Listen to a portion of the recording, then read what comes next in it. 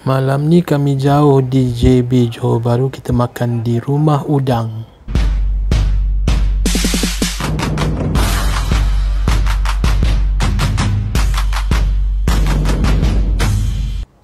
Okey, sebelum kita dapat tengok apa juadah yang boleh dibeli di sini, apa kata korang like, share dengan subscribe channel Abah ni. Selamat datang ke Rumah Udang. Kenapa Rumah Udang? Agaknya banyak menu utamanya ada udang kot. Hari ni kami bersama keluarga di Johor Bahru, keluarga Ajah. Kita datang ke Rumah Udang masa ni hujan renyai-renyai. So macam-macam ada dekat sini. Ada mi bandung, ada char kway teow, ada ayam penyet, ada macam-macam. Macam Fazil ni biasalah dia makanan berasaskan ayam. Ayam chicken chop ni berharga RM18 seorang. Yang ini pula Ajah order char kway teow kerang, harganya RM9.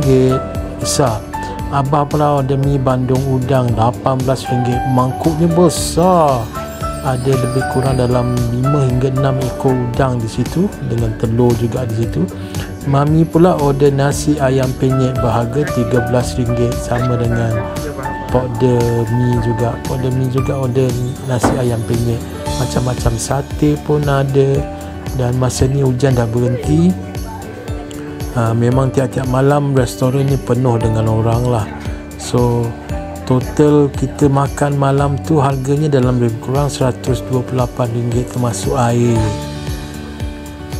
Memang ramai orang, memang tempatnya viral dan makanannya boleh tahan sedap juga.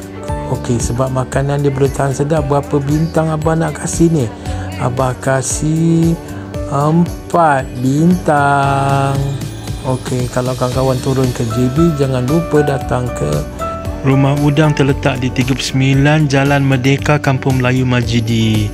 Dibuka setiap hari, tutup pukul 1 pagi. So jangan lupa kalau datang ke JB untuk dah singgah di Rumah Udang. Bye bye.